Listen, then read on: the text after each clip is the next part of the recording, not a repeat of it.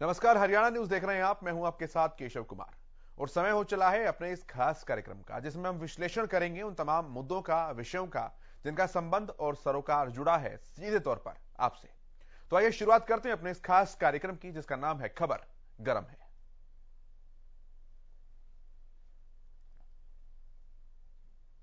संसद का बजट सत्र आज शुरू हो गया। सत्र की शुरुआत राष्ट्रपति रामनाथ कोविंद के अभिभाषण के साथ हुई। राष्ट्रपति ने कोरोना महामारी और वैक्सीनेशन कार्यक्रम का जिक्र करते हुए अभिभाषण की शुरुआत की। इस दौरान राष्ट्रपति ने किसानों और महिला सशक्तिकरण को लेकर सरकार की ओर से उठाए गए कदमों का उल्लेख करते हुए 3 तलाक का भी जिक्र किया। सरकार की ओर से किसानों को लेकर उठाए गए कदमों का भी उन्होंने जिक्र किया, जानकारी दी। यह रिपोर्ट आप देखिए और उन पूरे विषयों को समझिए जो राष्ट्रपति के अभिभाषण में शामिल रहे।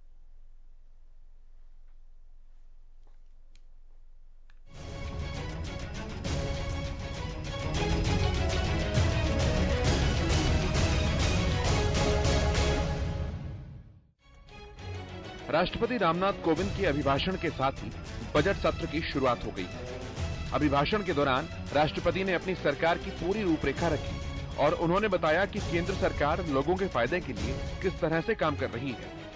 राष्ट्रपति रामनाथ कोविंद ने कोविड का जिक्र करते हुए कहा कि कोरोना को हराने के लिए पूरे देश ने एक टीम के रूप में काम किया। राष्ट्रपति ने कहा कि कोरोना ने मुश्किलें बढ़ाई, लेकिन आज भारत सबसे ज्यादा वैक्सीनेशन वाले देशों में से एक है। साथ ही राष्ट्रपति ने कहा कि भारत ने कोरोना के इस कठिन समय में पूरी दुनिया को मदद पहुंचाई है। भारत में बन रही 3 वैक्सीन्स को विश्व स्वास्थ्य संगठन की तरफ से आपात स्थिति में उपयोग की मंजूरी भी मिली है। भारत में बन रही ये वैक्सीन्स पूरी दुनिया को महामारी से मुक्त कराने और करोड़ों लोगों का जीवन बचाने में अहम भूमिका निभा रही है। राष्ट्रपति ने कोरोना काल में गरीबों तक अनाज पहुंचाने का जिक्र करते हुए केंद्र सरकार की प्रशंसा की। उन्होंने कहा कि 100 साल के इस सबसे बड़े कठिन दौर में भी सरकार ने किसी को भूखा नहीं सोने दिया।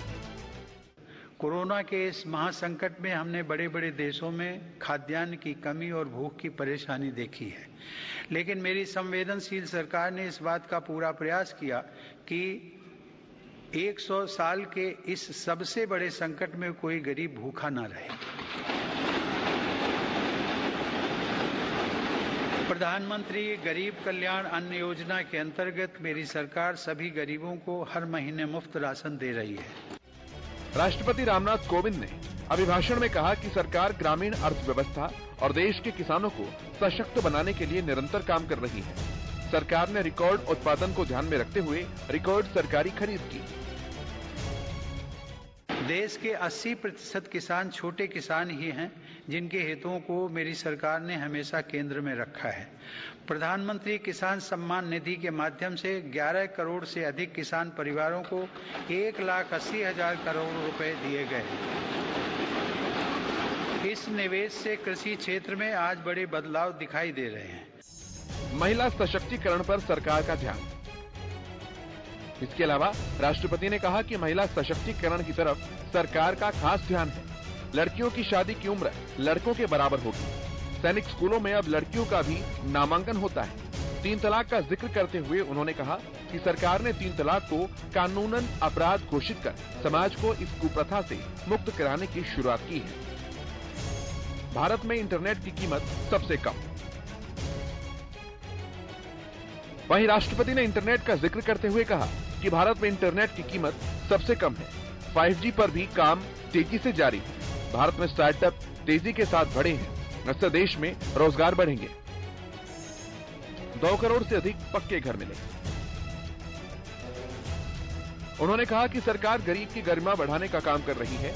2 करोड़ से अधिक पक्के घर गरीबों को मिले हैं। तेजी से बढ़ रहा विदेशी निवेश।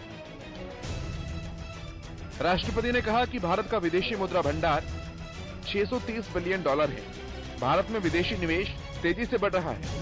सरकार के निरंतर प्रयासों से भारत एक बार फिर विश्व की सर्वाधिक तेजी से विकसित हो रही अर्थव्यवस्थाओं में से एक बन गया है। अपने अभिभाषण के दौरान राष्ट्रपति ने नेशनल हाईवे की तेजी से बढ़ रही लंबाई, रक्षा क्षेत्र में मेक इन इंडिया पर विशेष ध्यान देने और खादी की बिक्री 3 गुना बढ़ने का भी जिक्र किया। एक तरफ राष्ट्रपति ने सरकार के कामों को अपने अभिभाषण में गिनाने का भी काम किया, तो वहीं दूसरी तरफ आने वाले समय में भारत की गति को लेकर भी अपनी बात रखी। Bureau report, Haryana news.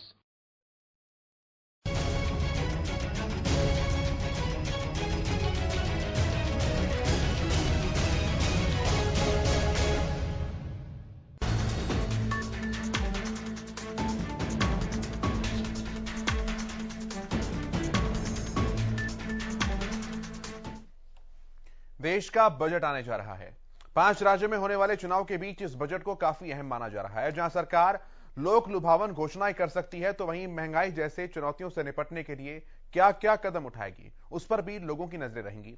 साथ ही किसान, व्यापारी और आम आदमी के लिए इस बजट में क्या होगा, इसका भी लोगों को काफी इंतजार रहेगा। रिपोर्ट आप देखिए।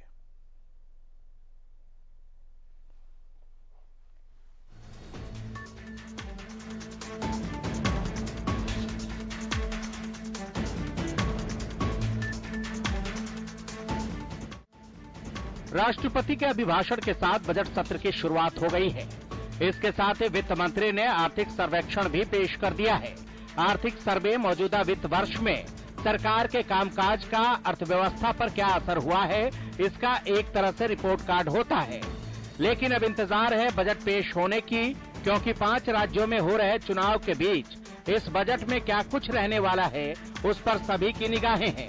इससे पहले प्रधानमंत्री नरेंद्र मोदी ने सांसदों से सदन की चर्चा में खुलकर भाग लेने की अपील की है। इस बजट सत्र में भी हम सांसदों की बातचीतें,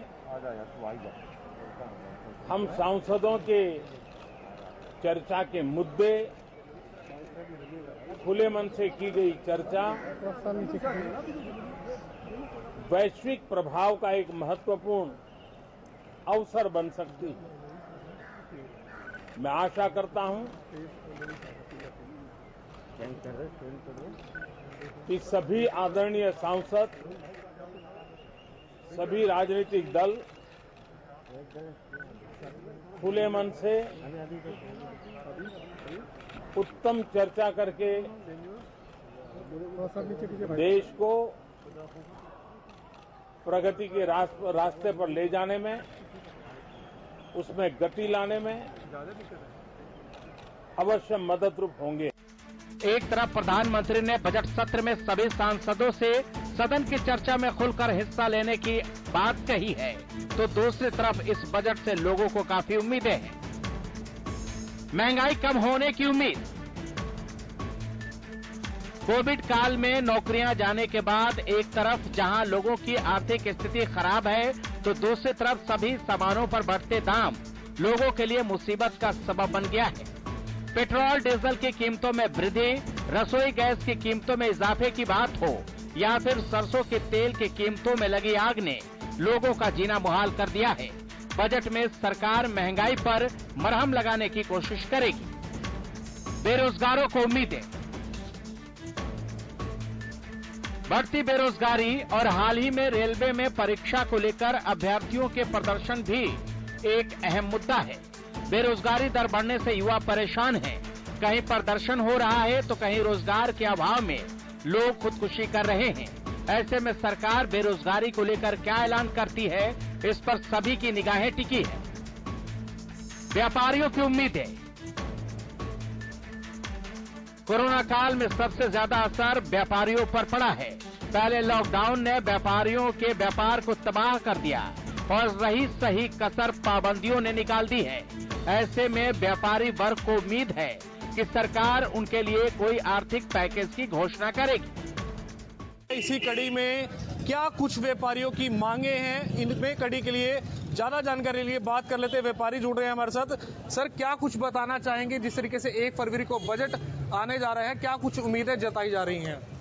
अभी तो जो फरवरी को आएंगे कि जैसे हमारा कारोबार है सोने चांदी का, उसमें भी तो तेजी की संभावना है। कुछ ना कुछ तो होगी हलचल इसमें भी। जी, तो क्या कुछ उम्मीदें जता पा रहे हैं अभी तक? उम्मीदें तो अच्छा बजट आएगा। हाँ। देखते हैं कैसा आएगा उसके बाद ही पता चलेगा भी कैसा आएगा, क्योंकि अभी गरीब आदमी की पहुंच में ही रहे, पहुंच से बाहर ना जाए बजट। ये मैं किशोर जी, आपकी क्या कुछ उम्मीदें हैं? हम ये सरकार से ये उम्मीद करते हैं कि एक्चुअली बजट अच्छा आना चाहिए, गरीबों के हित में। पहले भी किया, अब आगे भी ऐसे करेंगे, ऐसी उम्मीदें लगा रहे हैं। और मेरी एक मांग है कि जैसे साबुन पर इन्होंने 5 से 12 और 12 से 18 की है, वो हर गरीब आदमी को एक साबुन की ज़रूरत पड़ती है, वो थोड़ा कम करें। और जूतों के ऊपर इन्होंने 5 से 12 किया है, हर गरीब आदमी को भी शूज़ के लिए वो मांग करते हैं भी वो जो है 5 ही रहने दो, 12 मत करो। और जो 5 लाख के ऊपर जो ये टैक्स 5 लाख के बाद 1000 हो जाता है, वो फिर 2.5 लाख अकाउंट करते हैं। हम कह रहे हैं वो स्लैब खत्म करना चाहिए। और ये उम्मीद करते हैं कि पहले भी बजट अच्छा है और हम उम्मीद कर रहे हैं कि एक बारी और बजट आएगा, क्योंकि ये कोरोना की मार से व्यापारी अभी उभर नहीं पाया। और मांग कर रहे हैं कि ये बजट अच्छा आना चाहिए और व्यापारी हित में आना चाहिए। किसानों की उम्मीदें। किसान आंदोलन खत्म होने के बाद अब तक मांगे नहीं माने जाने के खिलाफ किसानों ने विश्वासघात दिवस मनाया, तो वहीं आने वाले बजट से उनकी उम्मीदें भी कम नहीं है। बजट को लेकर सरकार से उम्मीदें हैं कि कृषि को अधिक से बढ़ावा देने के लिए बजट में स्पेशल एक ग्रांट का जो है वो होना चाहिए कृषि के लिए। और किसानों की जो पीछे दिक्कतें रही हैं एमएसपी को लेकर, उसके लिए स्पेशल इंतजाम होने चाहिए। कृषि यंत्रों को भारी सब्सिडी देनी चाहिए और कृषि के जो उपयोग में बीज है या फिर दवाइयाँ हैं उनको सब्सिडी के तहत देना चाहिए। और जितने भी कृषि के लिए जो भी किसान हैं उनके लिए बीमा है, फसल बीमा है, उनको कम से कम उसमें, जिससे कि हर एक किसान को उपयोग में बढ़ा। मध्यम वर्ग की उम्मीदें। टैक्स किसी भी बजट से जुड़ा सबसे जरूरी टॉपिक होता है। मोदी सरकार के कार्यकाल में इनकम टैक्स का नया ढांचा सामने आया।